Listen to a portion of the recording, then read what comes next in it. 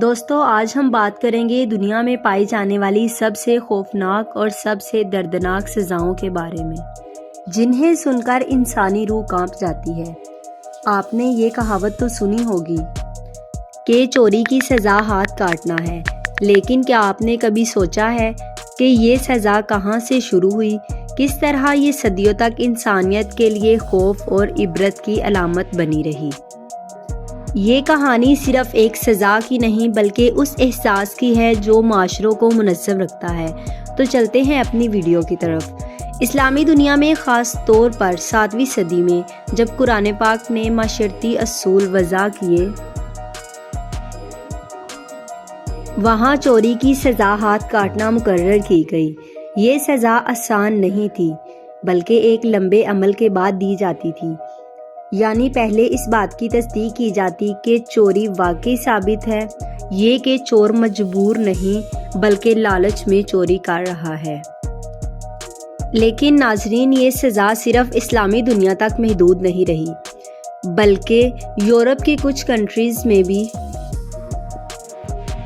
چوری کی سزا ہاتھ کاٹنا مقرر کی گئی تاکہ دوسروں کے لیے عبرت بن سکے۔ ذرا سوچیں، ایک بازار میں جب کوئی چور پکڑا جاتا ہے اور سب کے سامنے اس کا ہاتھ کاٹا جاتا ہے تو لوگوں کے دلوں میں کتنا خوف بیٹھ جاتا ہوگا۔ دوستو، ہاتھ کاٹنے کی سزا نے تاریخ میں جرم کو بہت کم کیا، لیکن دوسری طرف خوف بھی پیدا کیا۔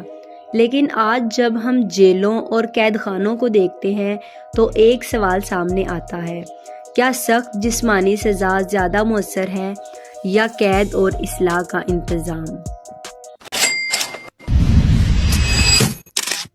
دوستو ذرا سوچیں، انسان زندہ ہے، سانسیں چل رہی ہیں، لیکن اچانک سے آگ کے شعلوں کے حوالے کر دیا جائے۔ یہ صرف سزا نہیں بلکہ موت کی سب سے اذیت ناک شکل ہے، زندہ جلانے کی سزا۔ یہ سزا تاریخ میں ڈیفرنٹ تہذیبوں میں دی جاتی تھی، اسپیشلی مڈل ایجز میں یہ سزا عام تھی۔ اس ٹائم چرچ کو بہت طاقت حاصل تھی۔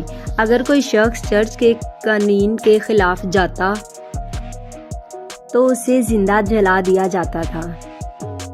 اگر وہ شخص بدعقیدہ یا جادوگر قرار پاتا تو اسے زندہ جلا دیا جاتا تھا۔ سوچیں، ایک معصوم عورت صرف اس لیے کہ اس پر جادوگرنی ہونے کا الزام لگ گیا، آگ کے حوالے کر دی جاتی۔ دوستو، یہ سزا نہ صرف جسمانی طور پر اذیت ناک تھی بلکہ انسانیت پر ایک سوالیہ نشان تھی۔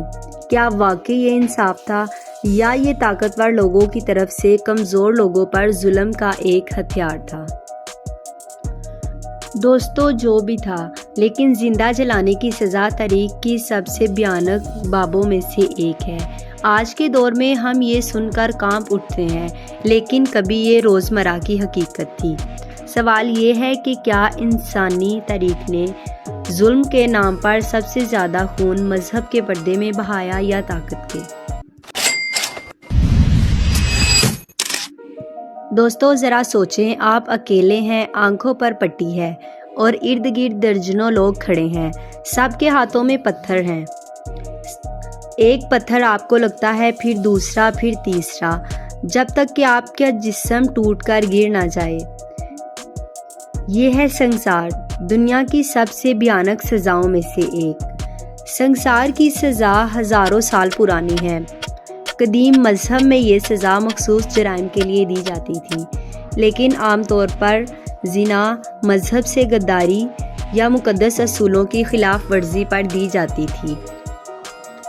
لیکن یاد رہے، اسلام میں سنسار کی سزا بہت سخت شرائط کے بغیر نہیں دی جا سکتی تھی، اور اکثر یہ سزا صرف مثالی قانون کے طور پر ذکر کی جاتی تھی۔ عملی طور پر بہت کم واقعات ملتے ہیں۔ یہ سزا جسمانی طور پر اذیت ناک تھی، لیکن اس سے زیادہ خوفناک تھی۔ ہجوم کا انصاف، یعنی ایک شخص کو قتل کرنے میں پورا شہر شریک ہو جاتا تھا۔ یہ صرف سزا نہیں بلکہ ایک اجتماعی تماشا تھا۔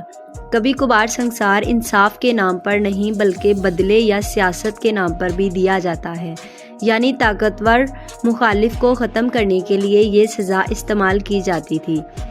سنسار کی سزا انسانی تاریخ کا وہ باب ہے جس نے نہ صرف مجرم بلکہ پوری انسانیت کو زخمی کیا۔ آج دنیا کے بہت سے کنٹریز میں یہ سزا ختم ہو چکی ہے، لیکن کچھ جگہوں پر اب بھی اس کا ذکر سننے کو ملتا ہے۔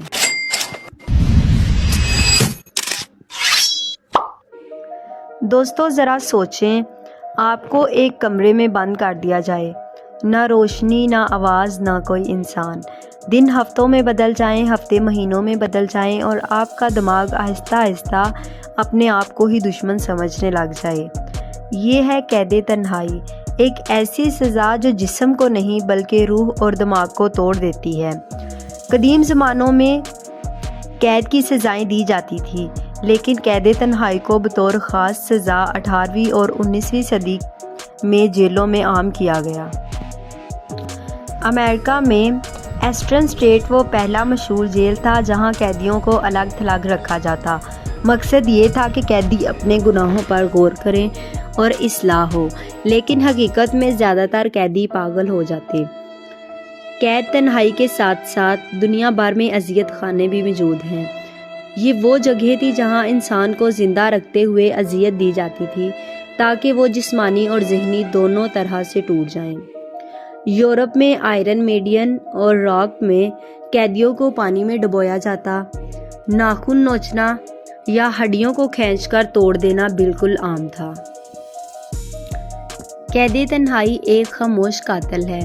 یہ انسان کی یادداشت، سوچنے کی صلاحیت اور یہاں تک کہ حقیقت اور خواب میں ڈفرینس کرنے کی صلاحیت بھی چھین لیتی ہے۔